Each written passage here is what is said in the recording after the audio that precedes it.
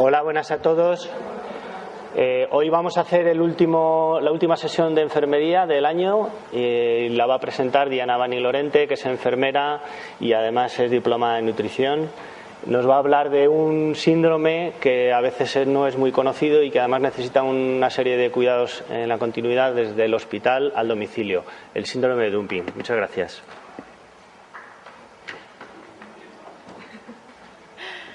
Bueno, buenos días. Luego, al final, si queréis hacer cualquier tipo de pregunta, yo estaré encantada en contestar, ¿de acuerdo? El síndrome de Dumping está llamado también síndrome de vaciamiento gástrico rápido o síndrome postgastrectomía, y vamos a ir viendo unos apartados muy sencillitos. Como objetivo general nos plantearemos el abordaje integral del propio síndrome en sí mismo y como objetivos específicos conocer la definición en sí, la etiología, fisiopatología, comorbilidades, cuidado en el ingreso y cuidado al alta y al domicilio. Como os decía, los contenidos eran unos conceptos generales que a lo mejor os parecen muy sencillos, pero me gustaría recalcarlos un poco. Lo que es el síndrome de Dumping en sí, los cuidados y unos ejemplos en el día a día del paciente. 3 conceptos generales. Y esto os hará gracia. El aparato digestivo, que lo estaréis cansados de ver lo que es, pero sí que me gustaría resaltar de aquí varias cosas.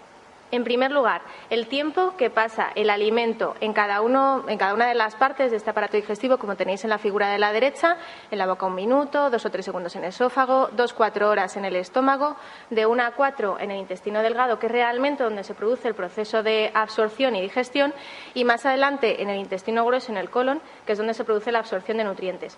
Dependiendo de qué parte de ese aparato digestivo esté afectado, por diferentes tipos de motivos, de operaciones, de enfermedades, de lo que sea, tendremos una afectación tanto en la absorción como en la digestión de diferentes nutrientes y, por lo tanto, podremos tener diferentes tipos de desnutriciones. Desnutrición, que es el siguiente término, y empezando por malnutrición, que podemos distinguir entre sobrenutrición, que sería la obesidad mórbida en diferentes grados, como sabéis, dependiendo del índice de masa corporal, y la desnutrición propiamente dicha, que es la que vamos a trabajar hoy. Esa desnutrición, que se puede dividir o clasificar entre calórica, calórico-proteica, proteica, y los estados carenciales, que serían aquellos determinados por la deficiencia de un componente muy específico, como podría ser la deficiencia de vitamina B12, de ácido fólico, algo muy concreto que genera una sintomatología muy concreta. Esa sintomatología muy concreta aparece cuando ya la desnutrición específica o generalizada ha avanzado en el tiempo. Es decir, que ha habido primero una alteración de parámetros bioquímicos en sangre, en la analítica, que posteriormente hay una alteración de parámetros enzimáticos, empiezan a alterarse las reacciones químicas, metabólicas, tanto anabólicas como catabólicas, y hay una disfunción orgánica. Y el tercer concepto general sería la cirugía bariátrica. ¿Por qué vamos a hablar de ello y nos vamos a entretener un poquito? Porque el síndrome de Dumping en sí mismo empezó a conocerse o empezó a desarrollarse más a partir de la cirugía bariátrica como un efecto secundario de la misma. La cirugía bariátrica es aquellos procesos quirúrgicos encaminados o que buscan la pérdida de peso corporal en obesidades mórbidas o en obesidades no tan mórbidas, pero que llevan acompañada una comorbilidad bastante importante, y como proceso alternativo a aquellos no quirúrgicos. Es decir, cuando no funciona un tratamiento dietético propiamente dicho, cuando hay una serie de factores que desencadenan esas obesidades que cada vez conocemos más en la sociedad, se utiliza la cirugía bariátrica. 2 tipos de cirugía bariátrica que vamos a ver. Las restrictivas, que son aquellas que reducen el volumen gástrico disponible y, por lo tanto, provocan una menor ingesta de alimento, provocando así un aporte energético menor. Aquí tendríamos de 2 tipos, que serían las que reducen drásticamente ese volumen gástrico, todas las primeras, y la última, que en sí mismo no producen una resección, no afectan a nivel quirúrgico tan drásticamente el estómago, que es el balón gástrico. Ese me imagino que lo habréis oído más. Es el menos agresivo, es el que más se utiliza, pero la problemática que tiene es que a los 6 meses hay que retirar ese balón y vuelve a tener el mismo volumen gástrico. Si no hay una educación durante ese periodo de tiempo, se vuelve a recuperar el peso perdido. Y las cirugías bariátricas de carácter malabsortivo o mixto, que suelen ser la mayoría ya mixtas, implican tanto la reducción de ese volumen gástrico como el proceso de malabsorción. Es decir, implica que hay el punto en el que se juntan los alimentos con los jugos pancreáticos y biliares está alterado.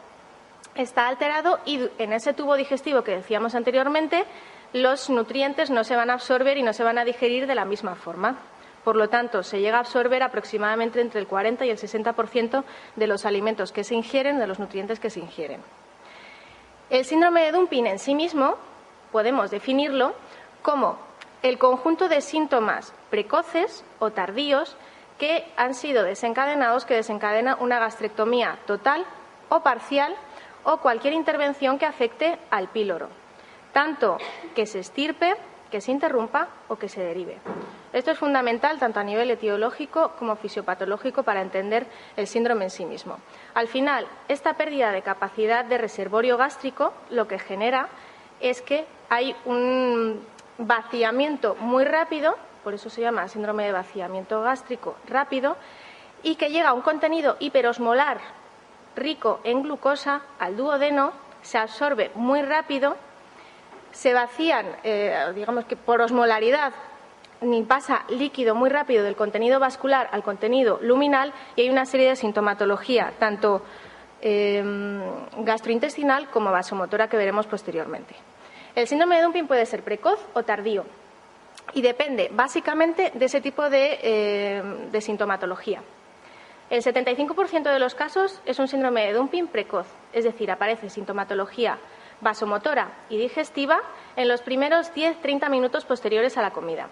Y en el 25% de los casos, esa sintomatología, principalmente vasomotora, aparece a las 2-3 horas posteriores a la ingesta, lo que implica que tenemos una sintomatología vasomotora cuando ya hay que realizar la siguiente ingesta. Ahí tenéis la sintomatología. Consiste básicamente la gastrointestinal en hinchazón, malestar, náuseas, vómitas y sobre todo diarrea por ese proceso malabsortivo. Y la vasomotora, sudoración, inquietud, debilidad, una hipotensión con taquicardia, Fushing y las palpitaciones, la sensación de malestar al final que tiene el paciente. ¿Qué pasa? Que si nosotros comemos y al final cada comida o bastantes comidas al día nos genera ese malestar, acabamos deprivando, acabamos reduciendo la ingesta, que si se acompaña a esa mala absorción propia del síndrome de Dumping, acabamos con un proceso de desnutrición, ya sea en cualquiera de las vertientes que hemos visto anteriormente. Por lo tanto, la etiología, la causa principal de ese síndrome será cualquier cirugía que afecte al estómago, a la parte proximal del duodeno o al píloro. Tendríamos, como hemos dicho, las cirugías bariátricas, pero no podemos olvidar las cirugías oncológicas. Y aquí nos paramos un minutito. Las cirugías oncológicas tendríamos ahí las alteraciones de la cirugía oncológica en el tracto digestivo, pero es aquella que afecta al estómago y al píloro, a la parte proximal del duodeno, la que se puede denominar síndrome de Dumping.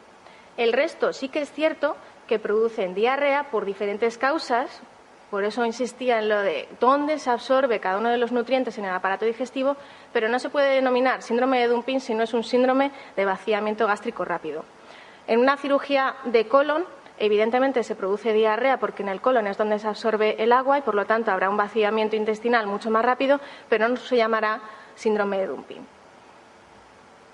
En cuanto a la fisiopatología, volviendo otra vez sobre la definición, sería ese contenido hiperosmolar que pasa, que provoca un aumento del volumen intraluminal, una bajada de tensión, una taquicardia y una sintomatología de esos dos tipos, gastrointestinal y vasomotora. Debidas a la propia gastrectomía, es decir, a la pérdida de ese reservorio gástrico, tendríamos que en el estómago, propiamente dicho el reservorio, hay una acidificación del medio que se pierde, hay una secreción de gastrina que se pierde, fundamental en el proceso de digestión, y hay una pérdida de función mecánica. Y de ahí derivarán luego las recomendaciones al alta y las recomendaciones en el hospital que tenemos que dar. En definitiva, tendríamos que al ingerir los alimentos se produce ese vaciamiento gástrico rápido, ese contenido hiperosmolar pasa al duodeno o al yeyuno, se produce un secuestro intraluminal de fluidos y, por una parte, tendríamos la disminución del volumen sanguíneo, provocando esa sintomatología vasomotora, una hinchazón por ese aumento de contenido intraluminal, sintomatología digestiva, absorción rápida de glucosa, secreción muy rápida de insulina y hipoglucemia reactiva, que sería el tardío. Es decir, el apartado de la derecha, esa hipoglucemia reactiva, es la que produce la sintomatología vasomotora de forma tardía. ¿Qué consecuencias tendría este síndrome, este conjunto de síntomas, en el paciente? Pues debido precisamente a lo que decíamos anteriormente, hay una alteración en el nivel de conciencia, rendimiento físico y mental, hay una desnutrición calórico-proteica o calórica o proteica propiamente dicha, o estados carenciales. Puede haber una afectación de diferentes sistemas dependiendo de lo que dure el síndrome, de si no lo atajamos de forma temprana, y puede haber una alteración de la recuperación quirúrgica, porque no debemos olvidar que aparece después de una cirugía gástrica, con lo que ello implica, tanto si es por una cirugía bariátrica como si es por una cirugía oncológica. El cuidado del paciente va a ir encaminado básicamente, y teniendo en cuenta lo que hemos dicho anteriormente, al tratamiento dietético, a las recomendaciones dietéticas, de forma que se intentará adaptar la alimentación a las diferentes alteraciones o, digamos, a las nuevas características de ese tubo digestivo, facilitando la digestión y la absorción de esos nutrientes y ayudando a prevenir las complicaciones nutricionales tanto en la cirugía oncológica como en la cirugía bariátrica. Ese cuidado del paciente tendrá mucho que ver la valoración que hagamos. Esa valoración, si podemos, tiene que ser previa o tiene que haber una valoración previa a la cirugía para saber de qué estado partimos. Evidentemente no va a ser lo mismo en el caso de la cirugía bariátrica que en el caso de la cirugía oncológica. Ya no solamente por el estado físico propiamente dicho, sino por lo que la cirugía implica para cada paciente. En la cirugía bariátrica, al tratarse de obesidades, estamos intentando que el paciente mejore sus condiciones tanto físicas, laborales, sociales, me voy a ver mejor, voy a estar estupendo, y en cambio en el cáncer intentamos quitar algo que no debería estar. O sea, la finalidad es distinta. Tenemos que saber diferenciar la causa para ver un poquito cuáles son las características de cada individuo, consensuar y establecer ese plan y consensuarlo especialmente con el paciente. ¿Por qué? Porque cuando hablamos de comida y cuando afecta en tal medida al individuo cada una de las comidas, tenemos que tener en cuenta que nosotros día a día comemos lo que nos da la gana al final. Nos pueden decir que está mejor o que está peor. Te puede decir tu madre que, hijo, que comes, que no comes. Pero al final, cada una de las comidas en estos pacientes supone un trauma. ¿Qué es lo que va a pasar después? Cuando nosotros salimos con los amigos, salimos a tomar una Coca-Cola, o salimos a comer, o te vas a tomar un pincho.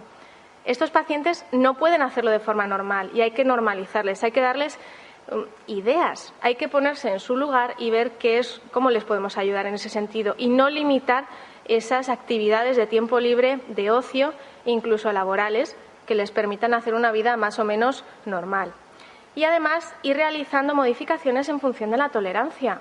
Al final, una cirugía digestiva lleva al principio una restricción muy fuerte que poco a poco se puede ir normalizando, aunque vaya habiendo alimentos que el paciente mismo te va a decir que no va a tolerar y que va a comer muy poquita cantidad al final del todo. En cuanto a ya la alimentación propiamente dicha, he puesto esta diapositiva primero, aunque luego entenderéis que podría ir después, es las formulaciones artificiales. ¿Por qué la he puesto primero? Porque ahora mismo en la mayoría de los hospitales se están dando fórmulas artificiales al inicio inmediatamente después de las cirugías bariátricas y de las cirugías oncológicas que afectan al estómago y al tracto digestivo. ¿Por qué se está haciendo esto? Porque después de una cirugía, como sabéis, lleva una reincorporación de alimentos más o menos paulatina y estamos ante posibles estados muy carenciales. Se introducen aproximadamente una semana, se asegura el aporte durante esa semana y luego se van reintroduciendo alimentos de forma normal. Como os decía, depende del hospital, depende de la pauta, depende del protocolo, depende del cirujano. En ese caso no depende mucho de nosotros. Sí que es cierto que si luego se introduce la alimentación progresivamente y en algún momento aparece el síndrome de Dumping y hay una pérdida de peso radical, se vuelve otra vez a las fórmulas artificiales. ¿vale? Por eso os decía que antes o después hay que meterlas. Estas fórmulas son poliméricas, hay de diferentes laboratorios, tenéis Begenat, Abbott, muchísimos. ¿Y qué significa que sean poliméricas? Que las fracciones de macronutrientes de los energéticos son largas, lo que implica que la osmolaridad del producto es bajo y no produce ese cambio de fluido del contenido vascular al contenido intraluminal, ¿vale? Lo que decíamos fisiopatológicamente no se produciría con tanta importancia. En el caso de las cirugías bariátricas suelen ser normocalóricas hiperproteicas, es decir, que llegan a un contenido proteinado bastante importante, y en el caso de las cirugías oncológicas serían hipercalóricas, hiperproteicas. Hipercalóricas en este caso porque partimos de un paciente que ya presuponemos que está en cierto modo desnutrido, un proceso de desnutrición. Y al final intentaremos llegar a esa alimentación oral. Evidentemente, si no funciona o si hay mucho problema con la nutrición enteral, se llegará a poner nutrición parenteral, pero no es la finalidad de todo esto, ¿vale? La alimentación oral en sí misma, y esto al final es lo que nos interesa de la charla, son recomendaciones generales que nos sirven tanto para el proceso hospitalario cuando ya se le está reintroduciendo ese alimento en el domicilio y las recomendaciones que le tenemos que dar al alta. Si estamos en atención primaria, lo mismo. Tenemos que conocer cuál es la sintomatología, saber identificarlo y darle una serie de recomendaciones para cortar el síndrome lo antes posible. Estas recomendaciones serían una alimentación suficiente entre comillas, porque al final, cuando se introduce al principio, después de esa cirugía, es una dieta hipocalórica. No es suficiente en energía, por norma general, porque las ingestas tienen que ser muy reducidas en cantidad, aunque sean pautadas cada 2-3 horas, muy a menudo, pero muy reducidas en cantidad, y no se suele llegar a una ingesta energética suficiente. Y además se intenta que no sea suficiente en energía en el caso de las cirugías bariátricas que por algo se han hecho. Por lo tanto, suficiente en cuanto a nutrientes esenciales. Esas ingestas frecuentes y poco abundantes, asegurar la formación del bolo en la cavidad bucal. Lo que os decía, en cada una de las partes del aparato digestivo se produce la digestión tanto mecánica como química. Si en la boca se produce también, vamos a utilizarlo para favorecer esa digestión. Meter los líquidos fuera de las comidas para no distender más todavía ese tubo digestivo, y fuera de las comidas 30 o 60 minutos antes, entre 30 y 60, antes o después de las comidas. Comer sentado o incorporado y reposo después de las comidas. En cuanto al reposo después de las comidas, hay un poquito de controversia. Estaríamos haciendo referencia a un reposo físico, pero algunas referencias dicen que a los 15-30 minutos después de la comida ya se puede poner tumbado, ya puede estar en decúbito supino. Yo personalmente, por la experiencia, no lo recomiendo, por lo menos en un Fowler 30-45 grados, porque al final resulta mejor. Evitar las bebidas carbonatadas, es decir, las que tienen cierta cantidad de gas, las alcohólicas, por el efecto que tiene sobre la mucosa, el tabaco, que al final es un estimulante de todo el tracto digestivo, las comidas muy picantes, muy condimentadas, que hacen exactamente lo mismo que el tabaco, y los alimentos muy fríos o muy calientes. Todo eso, evitarlo. Y las recomendaciones específicas serían intentar llegar al final de todo el tratamiento a media ración, que sería lo que equivaldría para nuestra ración como una, ¿vale? Quiere decir que, dependiendo de la gastrectomía que se realice, del volumen gástrico que nos permita introducir, empezaremos seguramente por unos 30 mililitros, que es más o menos lo que tiene un bebé cuando nace, y al final podremos llegar a los 300, 500 como muchísimo, y ya os digo, dependiendo del reservorio gástrico que se mantenga. Hay casos que tiene que ser incluso mucho menos. Entonces, las raciones para esas personas serán la mitad que para un individuo normal.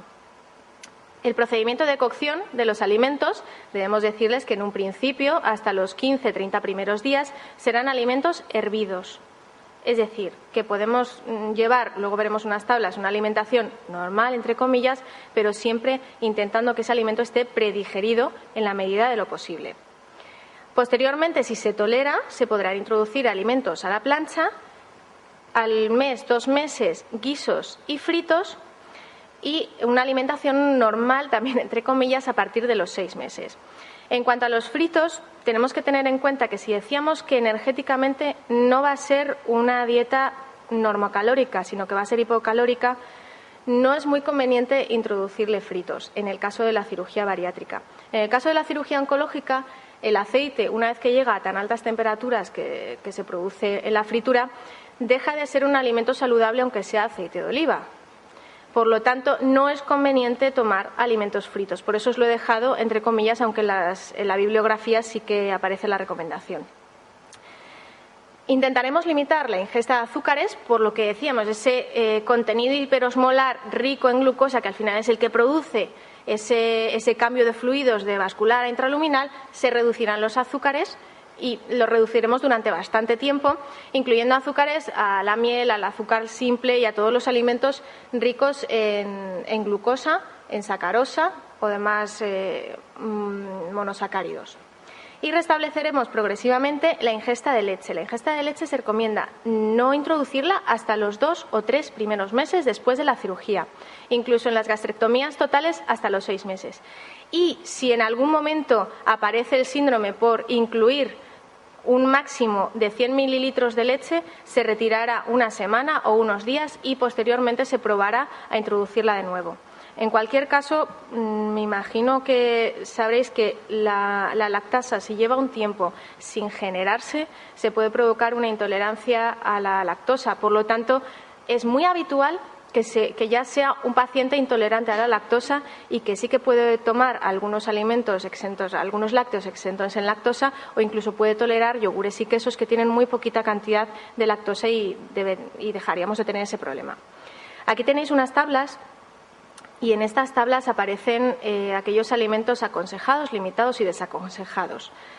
Bueno, resumidas cuentas, al principio, como tienen que ser hervidos, tenéis aquí que podrán tomar los pacientes pescado blanco, carnes blancas, jamón cocido, yogur natural, que no leche, que veis que la tenéis al final en los desaconsejados, especialmente al principio. Sí que podrán tomar pan tostado.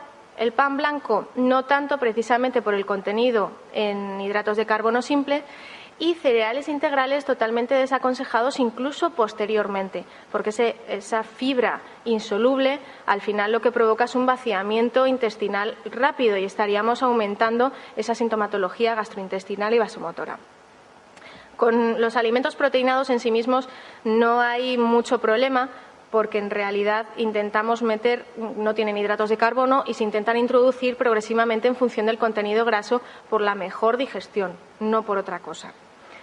Las verduras y hortalizas se intentarán introducir las tiernas, es decir, las que contienen fibra soluble, y se dejarán para el final o más desaconsejadas las que contienen más fibra insoluble, por lo que decíamos, igual que en los cereales integrales. Las frutas se introducirán al horno o cocidas, siempre sin azúcar, y poco a poco se irán reintroduciendo, eliminando parcial o totalmente las fibrosas y tropicales. Alimentos grasos, bollería, azúcares, eso ya lo hemos comentado. En cuanto a los líquidos, se podrán tomar agua, infusiones sin azúcar o con sacarinas. Fundamental lo del azúcar. ¿Por qué? Porque al final, y volvemos a lo mismo, cuando una persona está enferma, está en su casa, tiene una diarrea o le duele el estómago, ¿qué se toma? Se toma una manzanilla con anís y un poquito de azúcar, o un poleo con azúcar. Entonces, eso se lo tenemos que desaconsejar totalmente. En un principio, que luego lo podrá tomar, pero al final estaría retroalimentando ese síndrome y progresivamente iría perdiendo, aparte de masa muscular debido a la propia desnutrición, iría perdiendo funciones, ¿vale? Tendríamos como limitados los zumos y las bebidas carbonatadas sin azúcar y totalmente contraindicadas las bebidas alcohólicas y carbonatadas con azúcar. Las carbonatadas en la cirugía bariátrica están siempre desaconsejadas y eliminadas, porque si lo que hacemos con la cirugía bariátrica es intentar reducir ese volumen gástrico, con el gas lo único que generamos es una distensión. Por lo tanto, no tendría ningún sentido introducirlas. En el día a día del paciente. Bueno, pues este es un chico evidentemente con su cirugía seguramente, o sea, con su obesidad extrema, ya pasa de mórbida a extrema, y le han propuesto una cirugía bariátrica del tipo X, evidentemente para mejorar sus condiciones sociales, laborales, familiares, y está muy animado, pero aparece después de la cirugía, empieza con esa sintomatología y cada vez está más delgado, más delgado, más delgado. Después de una cirugía bariátrica, generalmente los pacientes quedan con ligero sobrepeso. Es muy difícil que lleguen a un peso ideal marcado por tablas. Por lo tanto, estaríamos ante un caso de desnutrición además bastante rápida, y estaríamos ante un caso de ya alteración de las funciones fisiológicas. No es normal que un paciente pierda tanto peso y seguramente tan rápido será debido a algún síndrome malabsortivo relacionado. Y es más, si lleva un síndrome malabsortivo, si lo que quería él era mejorar su vida social, su vida familiar y su vida laboral, no lo ha conseguido, porque en el trabajo lo poco que coma le va a sentar mal y no va a poder trabajar. Porque fuera de casa no va a poder salir con sus amigos. Entonces, al final, la finalidad de la cirugía y del tratamiento va a estar distorsionado por el síndrome. Si se lleva bien, no hace falta llegar a esos estados de desnutrición y puede ser perfectamente llevar una cirugía bariátrica. Bueno, aquí tenemos al señor Pedro, por ejemplo. Tiene su familia, va al gimnasio, tiene su trabajo, pero le han diagnosticado un cáncer de estómago y tienen que tener una cirugía gástrica. Le ha dicho el oncólogo que no hay ningún problema, que lo va a superar perfectamente, pero que tiene que recuperarse bien después de la cirugía. ¿Para qué? Para afrontar el siguiente tratamiento, que seguramente será quimio o radio. Pero aparece el síndrome de dumping. Entonces, ¿qué recuperación tiene este paciente después de una cirugía oncológica? Se va desanimando más. ¿Lo veis un poco la problemática que puede aparecer después de este tipo de cirugías? Y aquí tenemos a la señora María, que es una señora que había conseguido llevar a lo que llamamos envejecimiento activo, sale con la familia, sale con los amigos, sale otra vez una gastrectomía total y empieza a perder peso. Partimos de una persona ya mayor, con ciertas funciones fisiológicamente disminuidas, que si aparece y no se revierte este síndrome de dumping puede llegar a mayores, ¿vale? Y al final, ¿de qué se trata? Se trata de que nos pongamos en el lugar del paciente, como os habrán dicho muchísimas veces en la universidad, el tema de la empatía, que nos adaptemos a las condiciones del paciente, porque al final, si trabaja 8 horas al día y nosotros le decimos que coma cada 2 horas, ¿cómo se las va a apañar en el trabajo? Y es que yo al trabajo no me puedo llevar lo que usted me dice, señorita, porque ¿qué me van a decir? O es que yo los fines de semana o por las mañanas me voy a jugar una partida de bridge con mis amigos y me tomo un café con leche. Y si hemos dicho que leche no puede y café tampoco, pues el pobre señor se siente un infeliz. Tendremos que darle ideas. Tendremos que utilizar el ingenio que tenemos y sacar lo mejor de nosotros. Trabajar en equipo, porque habrá cosas a las que no lleguemos. Si tenemos que pedir ayuda, la pedimos y ya está. Y al final intentar buscar esa solución que suele haber siempre en Internet, que buscamos en el Medline, en todos los recursos que tenemos disponibles. Y yo creo, y la experiencia me dice, que es perfectamente posible. Ahora bien, si nos llega un paciente que lleva 15 días, 3 semanas con un síndrome de dumping y ha perdido 10 kilos, en ese caso lo mejor sería recurrir a la nutrición artificial, a unas fórmulas artificiales. Pero si lo pillamos antes y podemos ayudarle, es perfectamente posible mediante alimentación. Y eso es todo. Muchas gracias.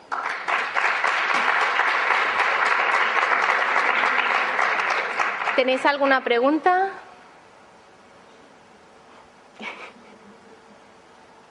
Pues nada. Muchas gracias, Teresa. Gracias a todos. La próxima sesión será el 29 de enero.